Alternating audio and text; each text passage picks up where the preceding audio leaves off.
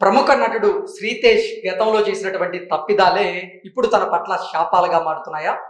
ఆ తప్పిదాల వల్లే ఇప్పుడు శ్రీతేష్ మీద వరుస కేసులు నమోదవుతున్నాయా అంటే అవుననే సమాధానం ఇస్తున్నారు కొంతమంది సినీ విశ్లేషకులు.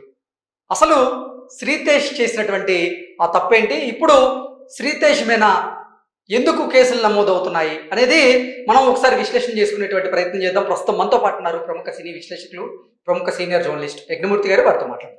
యజ్ఞమూర్తి గారు నమస్తే.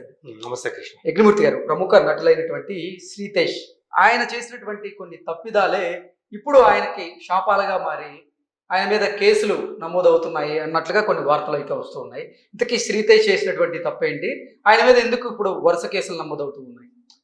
కొన్ని వారాల క్రితం శ్రీతేజ్ మీద మాదాపూర్లో ఒక కేసు నమోదైంది. అది ఈయన ఒక వివాహేతర సంబంధం పెట్టుకున్నాడు. దానివల్ల ఎవరైతే ఆమె భర్త ఉన్నాడో అతను ఒక పెద్ద ప్రైవేట్ బ్యాంకులో ఆయన వైస్ ప్రెసిడెంట్ హోదాలో ఉన్నాడు. ఓకే. సో ఆయన పేరు సురేష్ అని కూడా తెలిసింది.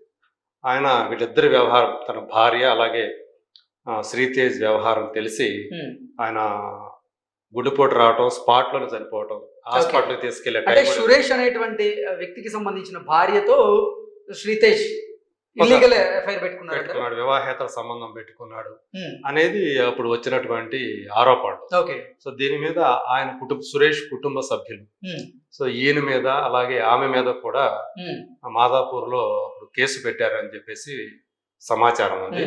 మరి ఆ కేసు ఏమైంది ఏంటి అంటే ఏమైనా రాజీ పడ్డారా అంటే అప్పుడు యాక్చువల్గా ఆ కేసులో అంటే ఎఫ్ఐఆర్ ఫైల్ చేయకముందే ఆమె ఎవరైతే ఉండారో, ఈయన ఎవరైతే వివాహేతర సంబంధం పెట్టుకుని ఉన్నారన్నారో ఆమె నన్ను శ్రీదేవి పెళ్లి చేసుకుంటా అన్నాడు, సో అందువల్లే నేను అతనితోటి చేస్తున్నట్టుగా ఆమె చెప్పిందని ఇలాంటి వార్తలు వచ్చాయి. సో దానివల్లే ఆ కేసు అంతటితో ఆగిపోయిందని కూడా తెలుస్తోంది. అయితే ఇప్పుడు మళ్ళీ కుకట్పల్లిలో నన్ను పెళ్లి చేసుకుంటానని నమ్మించి మోసం చేశాడు అని చెప్పి ఒక యువతి కేసు పెట్టిందని చెప్పేసి మనకి ఇప్పుడు సమాచారం. ఓకే.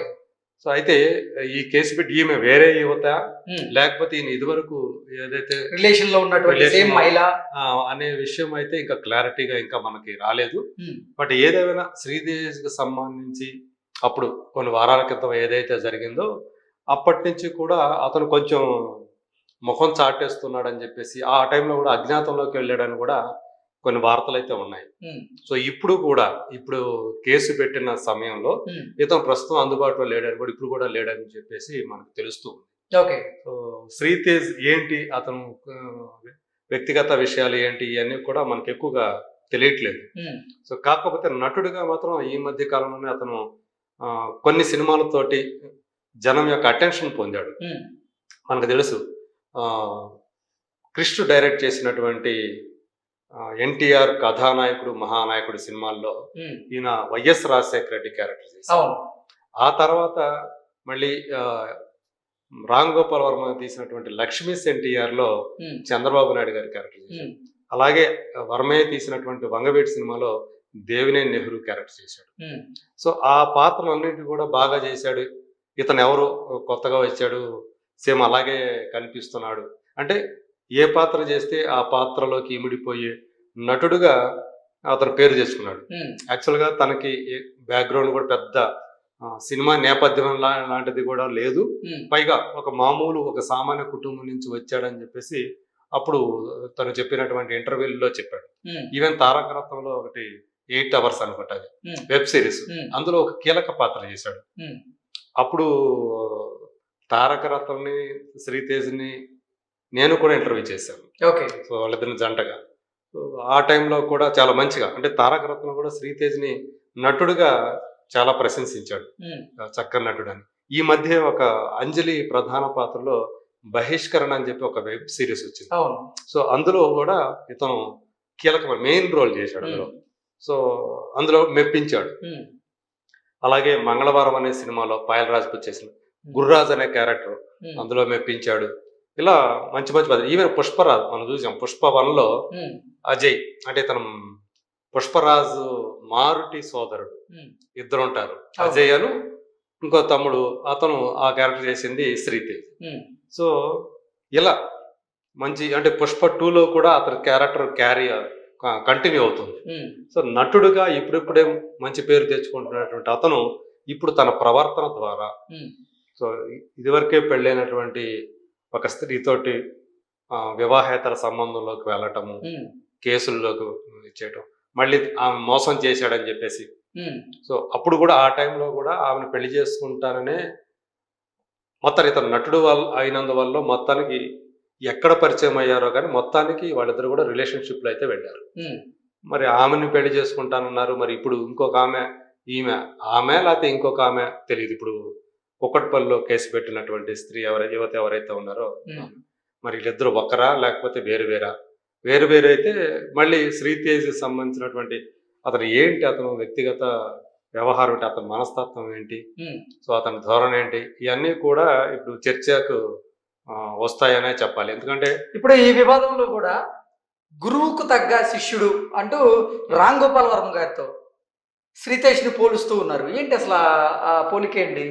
అంటే మనకు రామ్ గోపాల్ వర్మ సంగతి తెలిసిందే కదా, తను ఎవరితోటి కూడా పర్మనెంట్ రిలేషన్షిప్ అనేది పెట్టుకోరు అనే విషయం అందరికీ తెలిసిందే. సో ఎప్పుడో ఆయన భార్యతోటి విడాకులు అయిపోయాయి. అయినప్పటికీ కూడా కలుస్తూనే ఉంటారు, వాళ్ళ ఫ్యామిలీ అంతా కలుస్తూనే ఉంటారు అని చెప్తా ఉంటారు. విడిపోయినప్పటికీ కూడా చట్టపరంగా ఇప్పటికీ కూడా ఇద్దరి మధ్య మంచి సత్సంబంధాలే ఉన్నాయని చెప్తారు. అలాగే అతను అనేక మంది స్త్రీలతోటి సన్నిహితంగా ఉండటం మనకు తెలుస్తూ ఉంటుంది. నటు ఎక్కువగా తారలు ఎవరైతే ఉన్నారో ఆయన సన్నిహితంగా చాలా మంది మహిళల్ని ఆయన ఫ్లడ్ చేయడానికి ట్రై చేస్తుంటాడు, సరసాలు ఆడుతూ ఉండటం మనకు తెలుసు. అశూర్ రెడ్డి తోటి అతను చేసినటువంటి ఆ ఫ్లట్టింగ్ చేసిన విధానం, అలాగే ఇనయా సుల్తాన్ అనే అమ్మాయితోటి అతను డాన్స్ హరియానా కానివ్వండి, తను ఇంటర్వ్యూ చేయడానికి వస్తే సో అతను చేసినటువంటి ఫ్లట్టింగ్ కానివ్వండి, ఇవన్నీ కూడా అతని ధోరణి అది. సో ఇప్పుడు అంటే తను ఎక్కువగా అతనితో అసోసియేట్ అయి ఉన్నాడు కాబట్టి వర్మతోటి ఈయన కూడా ఆ రకమైనటువంటి ఇవి వచ్చినాయా అని చెప్పేసి, బుద్ధులు వచ్చినాయా అని చెప్పేసి కూడా కొంతమంది అనుకుంటూ ఉన్నారు. సో మొత్తానికి ఇప్పుడు అందు గురించే మనం వర్మ శిష్యుడిపై వరుస కేసులు అని చెప్పేసి ఇక్కడ కనిపిస్తూ ఉంది. సో అంటే మాదాపూర్లో అప్పుడైతే కొన్ని వారాల క్రితం కేసు నమోదని తెలుసు, కానీ ఇప్పుడు యాక్చువల్గా కుకట్పల్లి పోలీస్ స్టేషన్లోనే ఇప్పుడు వచ్చింది అతని మీద రెండో కేసు అని కూడా తెలుస్తూ ఉంది. సో గతంలో ఏమొచ్చింది ఏంటి కేసులు అతని మీద, సో అంటే మళ్ళీ ఇదివరకు పెట్టిన ఇప్పుడు ఎవరైతే కేసు పెట్టారో ఆమె ఇదివరకు కూడా కేసు పెట్టిందా, సో మళ్ళీ అందు గురించి మళ్ళీ ఏమన్నా మళ్ళీ ఆ కేసుకు సంబంధించి ఇప్పుడు మేము బలమైనటువంటి ఆధారాలతో ఏమన్నా పెట్టారా అనేది మనకి తెలియాల్సి ఉంది. గురు శిష్యులు ఇద్దరి మీద కూడా ఇప్పుడు కేసులు నమోదయ్యాయి. గురువేమో పోలీసుల విచారణ నుంచి తప్పించుకుని తిరుగుతాడు, అజ్ఞాతంలోకి వెళ్ళిపోయాడు, మొబైల్ ఫోన్ ఆఫ్ చేసేసుకున్నాడు. దానికి లాయర్ ఏవో సమాధానం ఇస్తున్నాడు, బిజీగా వర్క్ బిజీగా ఉన్నటువంటి మొబైల్ ఫోన్ ని ఆఫ్ చేసుకున్నాడు. అంటే వాళ్ళకి తెలుసు కదా లాలో ఉన్నటువంటి లూప్ హోల్స్ ని వాళ్ళు తమకు అనుకూలంగా మలుచుకొని ఏవైనా మాయ చేయగలరు. అట్లాంటి వాటిలో ఆరితేరాడు. ఇప్పుడు సేమ్ అంటే వర్మ గారి శిష్యుడిగా చెప్పుకునేటువంటి శ్రీతేష్ కూడా పోలీసులకి దొరకకుండా తప్పించుకొని తిరుగుతున్నాడు అనేటువంటి అంటే సమాచారం కూడా అందుతూ ఉంది. అది మరి ఇప్పుడు యాక్చువల్గా అతను నాకు తెలిసి వరుసగా అతనికి ఆఫర్లు అయితే ఉన్నాయి, సినిమా ఆఫర్లు. మరి ఎలా మేనేజ్ చేస్తున్నట్టు ఇప్పుడు ఈ కేసు పెట్టిన నేపథ్యంలో అతను ప్రస్తుతానికి అందుబాటులో లేడు, అవకాశం ఉందంటారు. అజ్ఞాతంలోకి మొత్తానికి అయితే అందుబాటులో లేడు, అజ్ఞాతంలోకి వెళ్ళాడని తెలుస్తూ ఉంది. మరి బహుశా ఒకవేళ అంటే పోలీసులు ఎఫ్ఐఆర్ నమోదు చేసిన తర్వాత ఒకవేళ విచారణకు పిలిచి రాకపోతే అప్పుడు అరెస్ట్ చేసే అవకాశాలు అయితే ఉన్నాయి. మరి ఈ లోపల అలాంటిది ఏదన్నా జరుగుతుందని చెప్పేసి నా ముందుగానే యాంటిసిపేటరీ బెయిల్ లాంటిది తెచ్చుకునే అవకాశాలు కూడా ఉన్నాయనే చెప్పుకోవాలి. సో మొత్తానికి నటుడుగా ఇప్పుడిప్పుడే ఎదుగుతూ ఉన్నటువంటి ఇతను ఇప్పుడు ఇలాంటి రాంగ్ రీజన్స్ తోటి వార్తల్లోకి ఎక్కడం అనేది అతని కెరీర్ కూడా దెబ్బే. అంటే ఒక ప్రతిభావంతుడైన నటుడు సినిమా ఇండస్ట్రీకి లభించాడు, తెలుగు కుర్రాడు అని పేరు తెచ్చుకుంటున్న టైంలో తన ప్రవర్తనతో అతను ఇలా చెడ్డ పేరు తెచ్చుకోవడం అనేది అతని కెరీర్ కూడా ఎఫెక్ట్ అవుతుందనే చెప్పాలి. సో అంటే అందరూ వరములు కాలేరు. ఇప్పుడు మనకు సామెత ఉంది కదా, పులిని చూసి నక్క వాత పెట్టుకుంది అన్నట్టు, ఆ టైప్ లో వరమను చూసి వాతలు పెట్టుకోవాలనుకుంటే ఈడవల్లే కాల్తుంది. Okay sir, thank you so much.